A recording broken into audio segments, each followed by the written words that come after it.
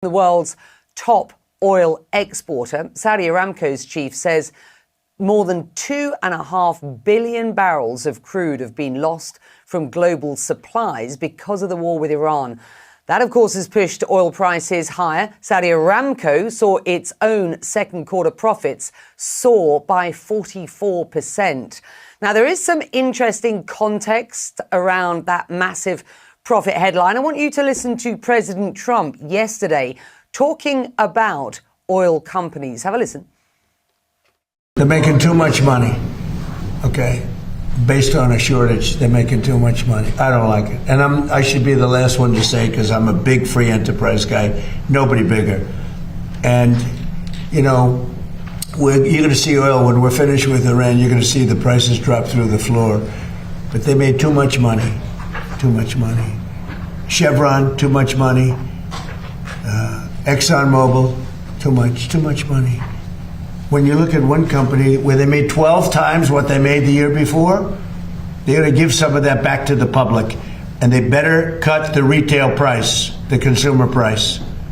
Too much money. You're surprised I'm saying it? I'll say it loud and clear. I'm not happy about it.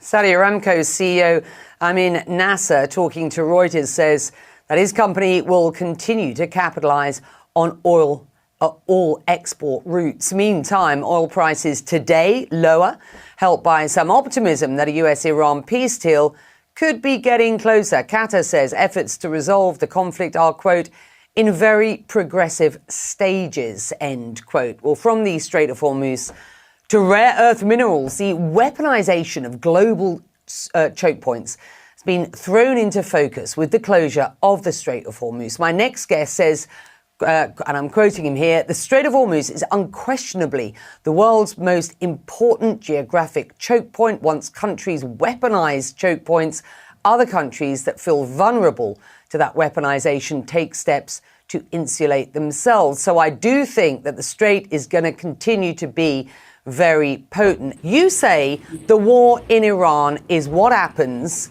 when you escalate beyond economic war, which the US has used on Iran, of course, for years, to kinetic war.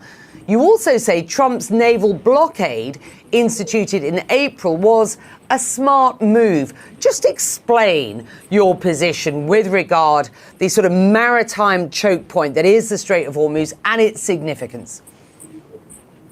Sure. So the Strait of Hormuz is the most important geographic choke point in the world. You know, before the war started, about 20% of all oil and 20% of liquefied natural gas passed through that waterway on any given day. I think that the analytical error that the Trump administration made going into this crisis was that they thought that to close the Strait of Hormuz, Iran would have to use sea mines, basically laying thousands of them or hundreds of them to make it so that no ship could pass through the strait. But what Iran has done instead is, just by targeting ships that they don't want to cross through the strait, now ships that don't, pay a service fee and register with the Persian Gulf Strait Authority, try to pass through Omani waters, they've been able to reshape the risk calculus of the shipping industry. So by virtue of kind of using that selective closure of the Strait of Hormuz, Iran has fashioned this into a choke point that it can basically turn it on and off at its will. You also say that you think that the US blockade has actually been a smart move. Again, briefly explain. Sure. So look, before the blockade, so if you go to the first 6 or 7 weeks of the war, Iran was benefiting from the closure of the Strait of Hormuz because Saudi oil, Emirati oil, Iraqi oil was not getting through. Iran was threatening those ships with drones and missiles, but its own oil was getting through. And so in this sort of perverse circumstance, oil prices had shot up above $100 a barrel, and Iran was the only country that was benefiting from that. I think what the US blockade did was it at least told the Iranians that they could not benefit from the crunch in oil prices that they created. I don't think it's a silver bullet. I never endorsed the idea that the blockade was going to make Iran capitulate, but it certainly gives the Iranians at least some incentive to negotiate, whereas before that blockade in March and the beginning of April, Iran was actually just benefiting from the entire situation in the Strait of Hormuz. And is maritime chokehold absolutely front and centre when it comes to any discussions that are going on and any talks that are going on at present behind the scenes. We will wait to see how those develop. Meantime, you also say that you will see substantial investment by countries in the Gulf like Saudi and the UAE in building out pipelines that work around the strait. And we are seeing that build out in front of our eyes. The UAE calls Tehran's actions economic terrorism and says it won't be bullied. These workarounds are real and avoid the maritime choke points, not just of the Strait, but also of the Bab al-Mandeb in the Red Sea. Do you believe that Tehran has overplayed the weaponization of these maritime choke points? I think they're certainly at risk of doing so. I think if this continues for several more months and there's not some sort of resolution that allows countries like Saudi and the UAE to get their oil out of the region, that allows Qatar to get their natural gas out of the region, then I do think that Iran risks overplaying their hand. Because as you mentioned in your introduction, this definitely does provide an incentive to circumvent the strait, to sort of break that choke point that Iran has. But if Iran seems to be even more arbitrary and capricious in its management of the strait, it's only going to accelerate those efforts.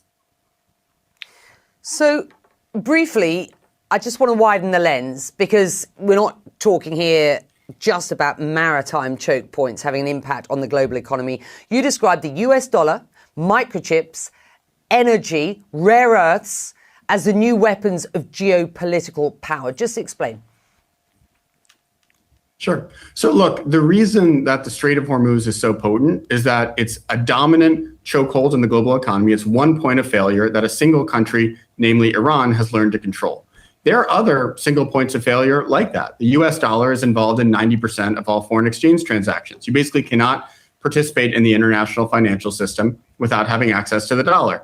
China produces something like 90% of the refined rare earth minerals and magnets that are involved in everything from smartphones to missiles to electric cars. These are also choke points that can be weaponized by countries like the United States and China that possess them. So I think fundamentally what we have is that we embraced a globalized economy in the 1990s when we thought that there would not be any meaningful geopolitical competition. But as we've seen in the last decade with the Russian war against Ukraine, the US-Israeli war against Iran, with China's bullying of Taiwan and Japan in its own region, we're seeing that the geopolitical foundations of globalization have totally crumbled. And so I think the return of geopolitical competition against this backdrop of continued economic integration has led to proliferating economic warfare and more weaponization of choke points all around the world. I think this will only continue until we have a fundamentally reshaped global economic system. That's going to be fascinating to see. It's good to have you. Thank you very much indeed.